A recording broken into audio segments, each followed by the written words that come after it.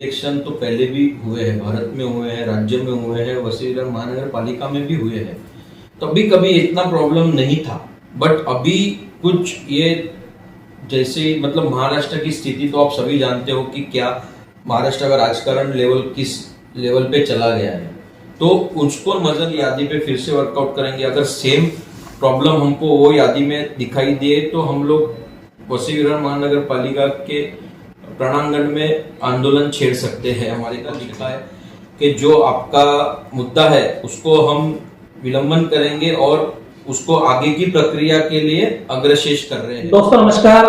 दोस्तों चुनावी माहौल है और इस चुनावी माहौल में जिस तरह से लगातार एक मामले को लेकर आवाज उठ रही है, वो मामला है चुनाव में पारदर्शिता का, वो मामला है चुनावी वोटर लिस्ट में गड़बड़ियों का, वो मामला है एसआईआर जो इस समय देश भर में लागू है उसका। इन सब मामलों के बीच लगातार चुनाव आयोग पर सवाल उठते जा रहे हैं, लेकिन फिर भी चुनाव आयोग जो है उन सवालों पर जवाब देने के बजाय उन सवालों को टालने में लगा है। फिलहाल हम बात करें तो हमारे साथ मौजूद है शिवसेना उद्धव बालासाहेब ठाकरे गुट के अभिजीत दिलीप सांगले। वसई विरार महानगर पालिका चुनाव जो कुछ ही समय में प्रस्तावित होना है, उसको लेकर इन्होंने वही सवाल फिर से उठाया है। मतदान यादी जिसको हम वोटर लिस्ट बोलते हैं, हमारे सामने मतदान यादी पड़ी है हमारे सामने, और ये सिर्फ वार्ड नंबर 12 वसई विरार महानगर पालिका प्रभाग नंबर 12 की मतदान यादी है। सिर्फ एक वार्ड की मतदान यादी में इन्होंने कुछ ऐसी गड़बड़ियां पकड़ी है। वो सिंगल वार्ड है, कलेक्टिव लेवल पर जो 29 वार्ड है उसमें क्या हालात होंगे ये अभी फिलहाल कल्पना से परे हैं। अब इसमें किस तरह की गड़बड़ियां इनको दिखी और इस पे क्या इनकी मांग है, सीधे बात करते हैं। अभिजीत सर नमस्कार। कि क्या कहेंगे, आपने जो एक मामला उठाया, एक वीडियो आपने सोशल मीडिया में प्रसारित किया है कि ये प्रभाग क्रमांक 12 की वोटर लिस्ट में आपको गड़बड़ी लगी, किस तरह की गड़बड़ी है, क्या मामला है?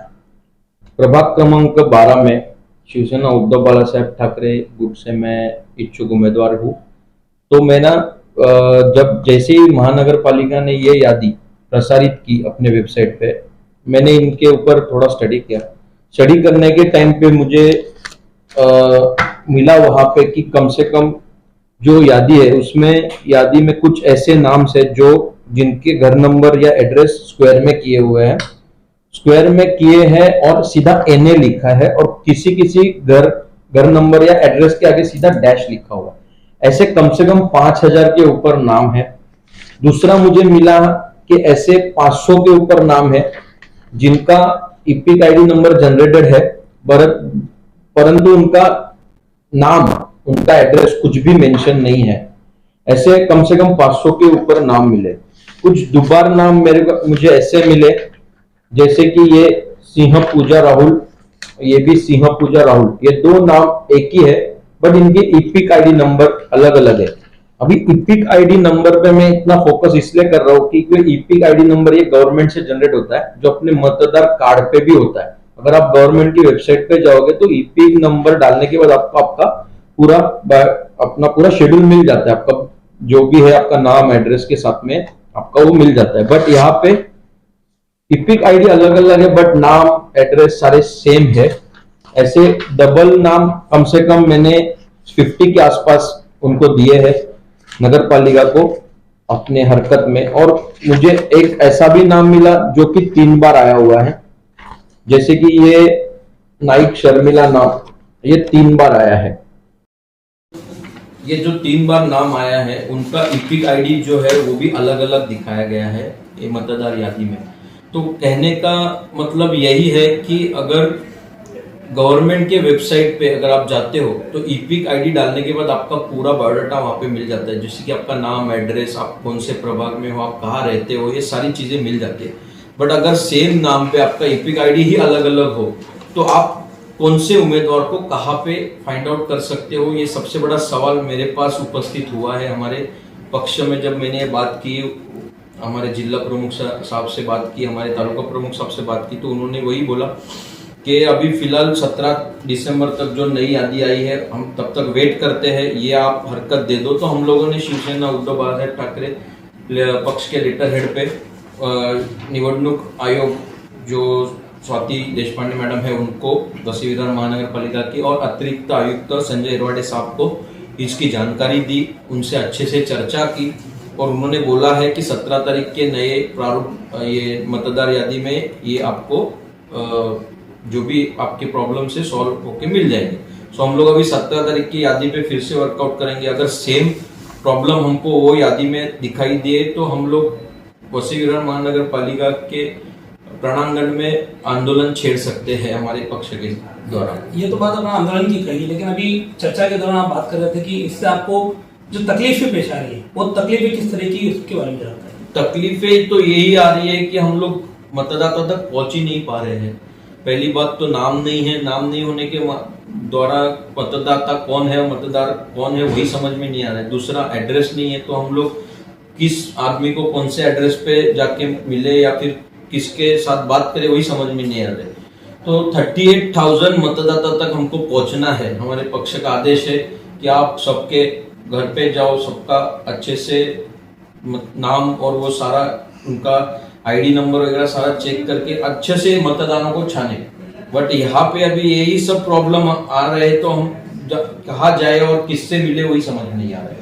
अच्छा, आपने भी जो जिक्र किया कि आपने आपके ऊपर लेवल पर बातचीत की है, तो किसी और प्रभाग में भी इस तरह की जानकारी आपके वहाँ के पदाधिकारियों को मिली है? अभी तक तो यहाँ वैसे कोई मैसेज आया नहीं है। मे बी उनका काम चालू है। अभी कल 3 तारीख है, कल हरकत लेने का लास्ट डे है, तो कल शायद से मालूम पड़ जाएगा कि किसने किसने कौन से प्रभाग से हरकत ली है। लेकिन मैंने जो ली है प्रभाग क्रमांक 12 से, तो वो मैंने ऑलरेडी कल बीएमसी के निवडणूक आयोग को दे दी है। आप हरकत की बात कर रहे हैं, हरकत का जहाँ तक सुनने में आया वहां तक ये कहा गया है कि हरकत सिर्फ उन लोगों की ली जाएगी जो प्रॉपर वोटर है, और इंडिविजुअल वोटर अपने नाम की कोई हरकत है कि मेरा नाम यहाँ से वहां शिफ्ट हो गया या डिलीट हुआ है, तो उनकी ली जाएगी। ऐसे में आपका डेटा क्या चुनाव आयोग है वो मान्य करेगा? अभी उन्होंने जो मुझे रिसीव दिया है महानगर पालिका से, उन्होंने वो सीधा लिखा है कि जो आपका मुद्दा है उसको हम विलंबन करेंगे और उसको आगे की प्रक्रिया के लिए अग्रशेष कर रहे हैं। तो अगर उन्होंने ये लिख के दिया है तो उनको मेरे ये लेटर पे और मैंने जो डाटा उनको दिया है उस पे काम करना पड़ेगा। नहीं तो अगर 17 तारीख के मतदार यादी में सेम इश्यू मिला तो हम लोग थोड़ा, हमारे पक्ष प्रमुख जी है, हमारे पालघर जिला प्रमुख जी, हमारे तालुका प्रमुख जी, हम उनसे बात करके आगे की स्ट्रेटजी निश्चित करेंगे।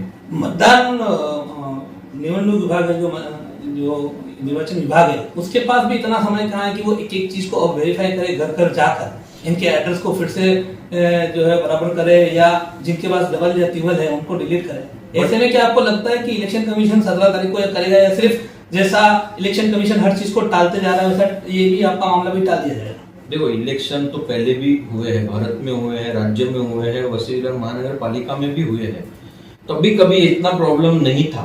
बट अभी कुछ ये जैसे मतलब महाराष्ट्र की स्थिति तो आप सभी जानते हो कि क्या महाराष्ट्र का राजकारण लेवल किस लेवल पे चला गया है। तो उसको मद्देनजर रखते हुए मैं यही कहना चाहूंगा कि ये जितनी भी प्रॉब्लम्स है ये विधानसभा मतदार के टाइम पे ही चालू हुई है।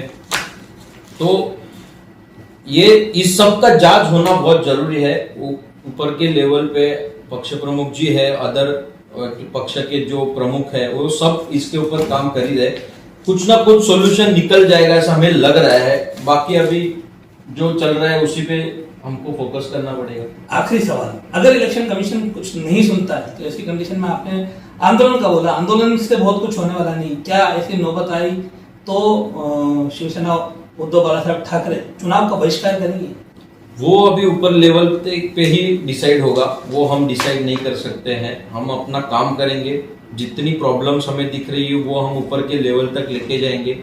वहां से जो भी निर्णय आएगा, जो भी फैसला आएगा, वो उसी के ऊपर हमको काम करना है।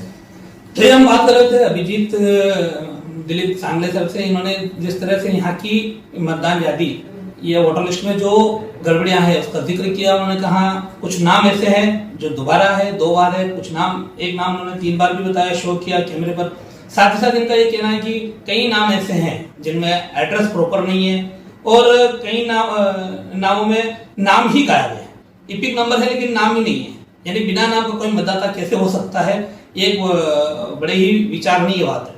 अब यही सब मामले को लेकर देश भर में इस समय काफी कुछ माहौल खड़ा है। देश भर में इसको लेकर आवाजें उठाई जा रही है। अब देखना ये कि समय काफी कम है और इससे कम समय में क्या चुनाव आयोग जो है इस पूरे मामले पर कोई सटीक जो हर एक पार्टी संतुष्ट हो पाए ऐसा निर्णय ले पाएगी। क्या जनता के सामने जो प्रश्न इस समय दिखाई दे रहा है कि हमारे देश का चुनाव फेयर हो रहा है या नहीं, इसका सही जवाब जनता को मिल पाएगा, ये आने वाले समय में मालूम पड़ेगा।